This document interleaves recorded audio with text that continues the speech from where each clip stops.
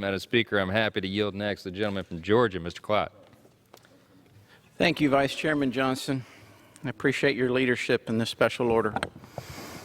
Last night, President Biden had an opportunity to pivot his failing administration by using the State of the Union to present a new plan that would actually help the American people and address the multitude of crises that he created by his policies.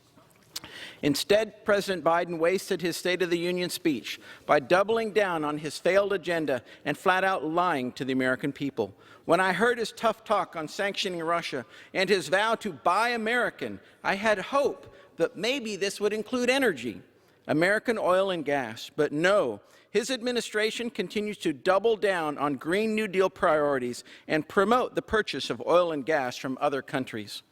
Why would he do that? Why would he encourage the United States to continue to buy over 635,000 barrels a day from Russia alone? Just look at the spot price of oil, $114 a barrel today, which means we are sending Vladimir Putin over $72.5 million every day to fund his war machine against Ukraine. Every dollar we spend on foreign energy weakens domestic energy production. When he spoke about inflation, Biden's only so-called solution to combat 40-year high prices and hyperinflation was to tell businesses to lower costs. Lower costs. That was it.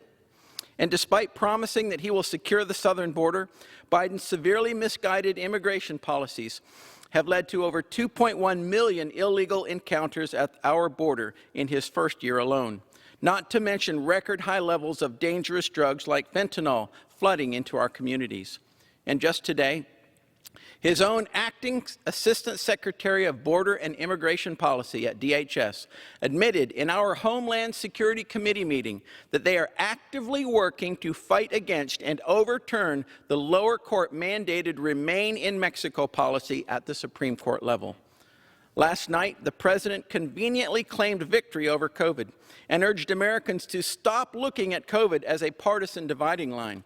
But don't forget, Biden has routinely enforced medical tyranny and used the pandemic as a weapon to sow division.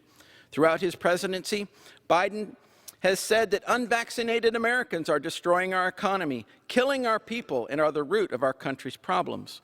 No, Mr. President, that's simply not right. But it was right to say last night that the answer is not to defund the police. So why the change in message? For years, Democrats have dangerously called for defunding our brave men and women in law enforcement. Even candidate Biden said funding should be redirected away from our police. Meanwhile, there was no mention of the Biden administration's abysmal failure in Afghanistan that resulted in 13 fallen heroes. Handed billions of dollars worth of military equipment to the Taliban and abandoned Americans behind enemy lines. After a year of his failed leadership, the American people know good and well that Biden's speech was nothing but lip service. Actions speak louder than words, Mr. President. Americans are desperately waiting and deserve a leader who will act on their behalf to fix the crises facing our nation. We are still waiting.